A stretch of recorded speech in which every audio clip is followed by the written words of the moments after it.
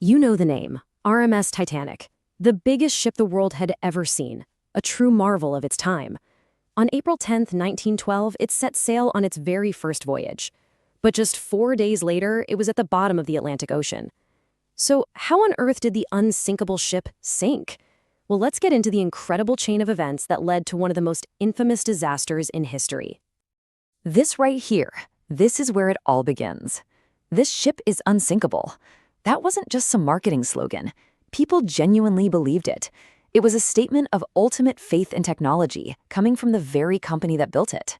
And that feeling, that supreme confidence, let's call it what it is, hubris, that's the real ghost that haunts this entire story. So, here's our roadmap for today. We're going to start with the legend itself, why everyone thought this ship was invincible. Then, we'll look at the warnings that were ignored.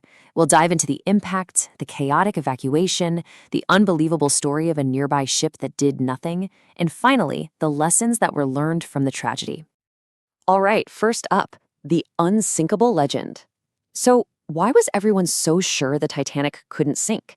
I mean, this was way more than just good PR. This myth was literally forged in steel, built right into the ship's DNA, creating a story so powerful that even the crew started to believe it. I mean, just try to imagine stepping on board this thing in 1912. It wasn't a ship, it was a floating palace. A heated swimming pool? Seriously? It had Turkish baths, a full gym, a squash court. This was the absolute peak of luxury.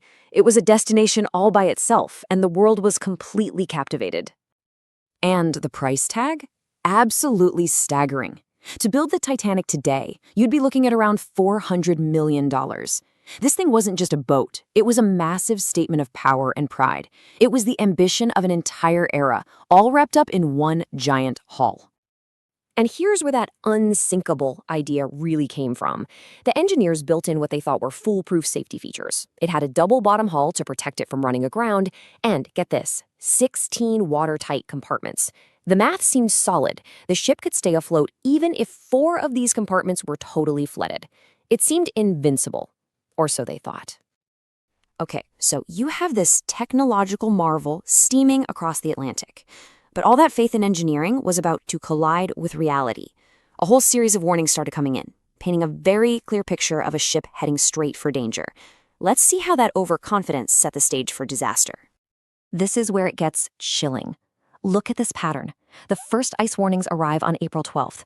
They change course a bit, but they don't slow down. Then on the 14th, the day of the sinking, 7 more warnings come in, and still the ship is just plowing ahead at almost 22 knots. That's dangerously fast for an area they know is full of ice. The rumor is they were trying to set a new speed record.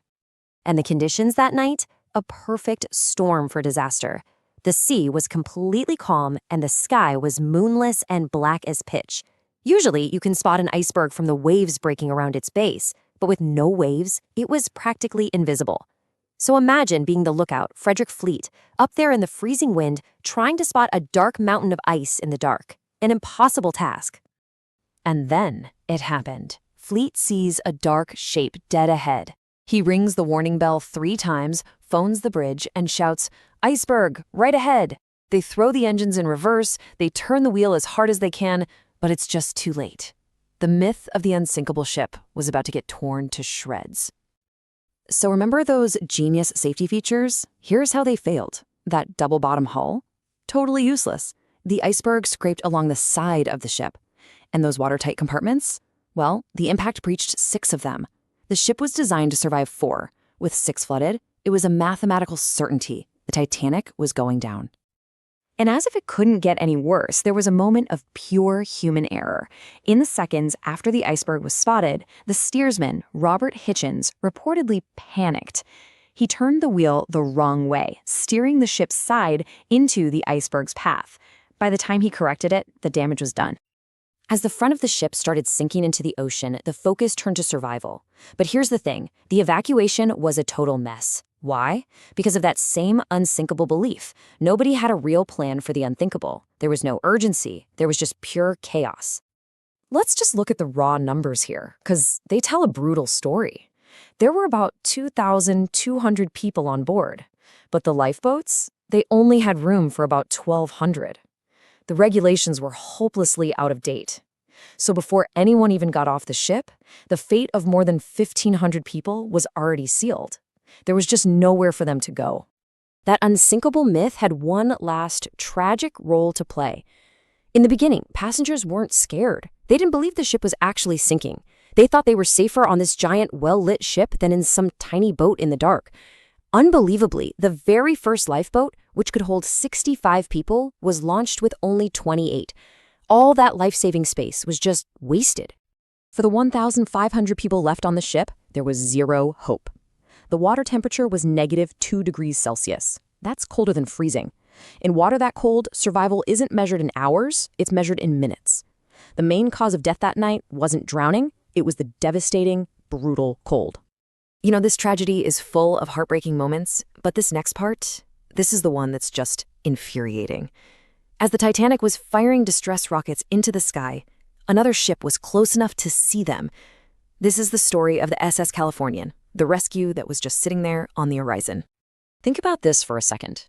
The SS Californian was stopped for the night in the very same ice field, just 37 kilometers away. That's it. They were close enough to see the Titanic's lights, close enough to get there in time to pull hundreds of people from the water. So why didn't they do anything? Well, their only radio operator had shut down for the night and gone to sleep. But the crew on deck saw the rockets. They were white distress rockets, not colorful fireworks. They woke their captain, but he just dismissed it. He figured the rich people on that fancy new ship were just having a party. A party! It's just unbelievable. The world was absolutely stunned.